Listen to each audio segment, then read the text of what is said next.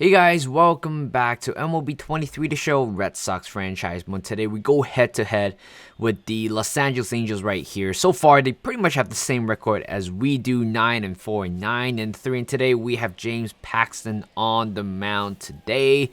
And of course, providing you with the usual my perspective on the Red Sox. Of course, the last time we're talking about was the shortstop situation. Of course, we are actually pretty much having an injury crisis on the shortstop. We could have had Trevor Story, Mondesi, Yu Chang, and Christian Arroyo. You know, those four players are pretty good defensively, but then right now you just have to put Kike Hernandez there. I saw him play a few times, and I'm sure a lot of you guys, after seeing him throw a few of the bat throws leading to an error, I'm sure a lot of you guys, including myself, turned off the TV right afterwards because, again, I mean, he is, we all thought that he is that type of a versatile player, can play both second base, shortstop, and center field. We all thought that he can do something like that. But unfortunately, maybe in the end, we're just asking way too much of him. And of course, after the injury crisis, there are a lot of movements going around, including calling up Valdez and Emmanuel Valdez. I think I call him Manuel Valdez for some reason. So Emmanuel Valdez got called up. He had a very impressive spring training per se. He has that type of a swing, looking like Juan Soto. Again, showing great power, second baseman, good gloves at the same time. And I think right now he has, 3 or 4 home runs since being called up again. At one point we thought, we landed ourselves a very good middle infielder. And right now, offensively, he has been, struggling quite bad. At one point, he was batting, high 200s. And at the moment, he's batting below 250s. So certainly there are a lot more work to go, and especially right now as I'm recording this, June 5th, a lot of positive news, including in the IL. I think Trevor Story is pretty close. I think he still have a month or two, and Mondesi is still quite close as well. James Paxton coming back actually from the IL, 60-day IL. We did sign him in the beginning of the last season, but we didn't really have a chance to use him. He's kind of recovering from Tommy John surgery, and he's been okay so far. We all know that in the last 22 to show, I did actually trade him away for somebody else who I forgot. Who else? Oh, actually Duran. I think it's the biggest surprise of everybody since being called up again last season. We all remember that that display, lost the ball in the light, didn't really bother or give a damn about chasing the ball down and giving away the inside the park home run. And this season, he has been different. The way he stands, I think he has more power right now. At one point, not becoming the leadoff batter anymore. Instead, kind of the main powerhouse for the Red Sox at some point. Right now, it's all, again, it's overall, the whole team, it's just all over the place, isn't it? Duran, last season, I'm sure he did kind of dig in a few teammates from the past.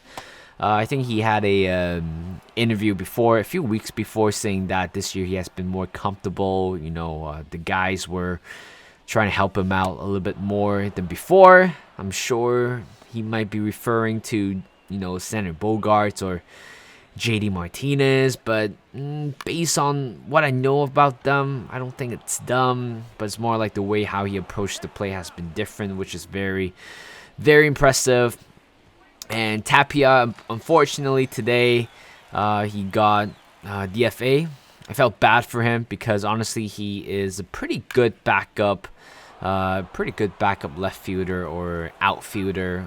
I think at the same time, I think it was a game yesterday or two games ago where a pinch situation with him on the plate would be good, but somehow again we just don't have him anymore.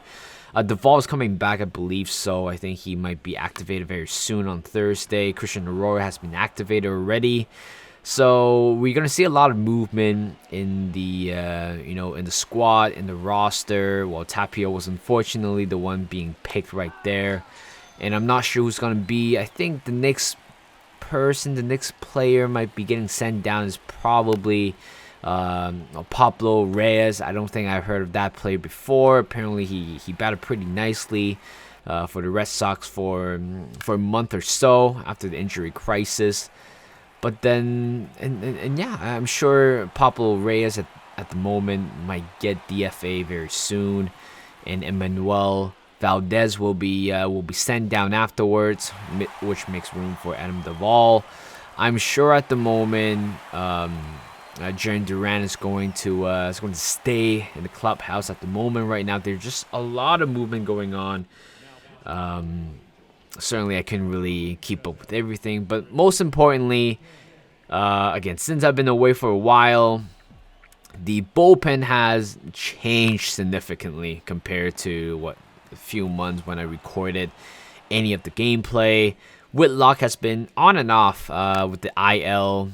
Tanner Houck has been quite inconsistent in the starting rotation. I'm sure at that moment he is going back to the bullpen. I just think that for bullpen role, it works out for him completely. And you have players like Corey Kluber, former Cy Young player, just couldn't deliver at one point. I'm sure he might be in the risk of losing his place, or might be getting DFA. We did sign him for $10 million, so the fact that if we somehow DFA him and release him is going to be quite expensive. Nick Pivetta, again, last season he has been okay. Actually, 2 seasons ago he has been pretty good. But this season has been, again, like I said, inconsistent. Pretty much all so far. I think right now our record is 30-30. We're almost halfway through the season, and I only watched a few games so far. But again, the team just doesn't excite me that much as I thought it would be. I mean, there's certain moments where it's quite exciting. I think a lot of you guys, if you guys don't really watch the Red Sox anymore, or at the moment, the only player that gives you a smile on the face or give you a little bit of a hope in the Red Sox is pretty much Yoshida. Coming from Japan, signed him for a big contract deal. Lining up for that Rookie of the Year.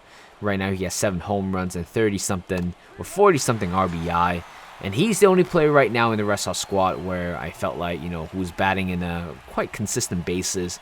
And at one point, Verdugo was the only player batting above 300. So did Jaren Duran. Endeavors this year has been quite different, even though he had like 11 or 12 home runs this season. At one point he was leading in the majors, and everything just kind of went quiet for him, batting only at around 240. That's about it. I mean, that's pretty much the news for the Red Sox since I've been gone. And another one is Ryan Brasher finally getting DFA. It took Chaim Bloom quite a few years.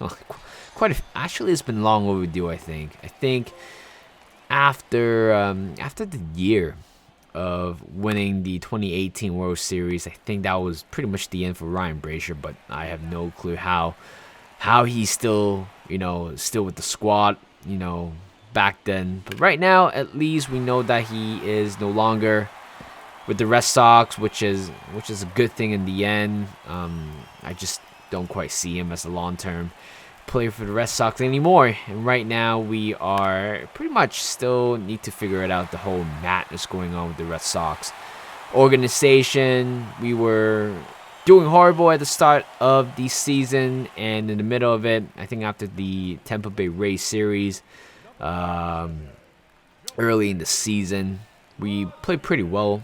Pretty great baseball at one point. I think we were at 3rd in the division at one point. And out of nowhere, we're just kind of falling all the way back to 5th. And I believe we're 10, 11 games behind the Tampa Bay Rays. Again, I'm sure this year it's their year again to win the division. but we are only 5.5 games behind to clinch the wild card spot. So I guess that is something where the Red Sox can, think about it. To be honest, yeah, that's about it for the news. And right now, going back to the gameplay. Finally, instead of me talking about the Red Sox news, I don't want to worry you guys with those horrible results. But you know what? We're getting pretty good results right here in the regular season, despite currently not doing very well. We are 1 run behind. Garrett Whitlock coming on right here to the top of the ninth. 0-2 cut to run down. Looking for a strikeout for the second out right there. And we still have one more out to get out of it. 0-0 count to Ohope right here. Ohope, I think that's how you pronounce his name. It's short tapper to Arroyo. A 1-2-3 inning. Aaron Luke coming on for a save situation. 4 for 5 so far, trying to make that as his 5th save of the season. And right now, we have Rafael Devers, 2-2 count, 1 down swing, circle change, got him pretty nicely, perfectly located as well. And just like that, the Angels has taken game 1 of this 3-game series. It is going to be a big series as well. I'm sure a lot of you guys read about the circulation of Ohtani might be leaving. The Angels if they couldn't win anything at all. Again, like I said, the Angels was in there or still are in their golden era with Mike Trout, Ohtani, and stuff like that. They have to win something. That's all I have to say. So thank you guys for watching. Hope you guys enjoyed this video. Like this video, subscribe to my channel, and I'll see you guys in a bit.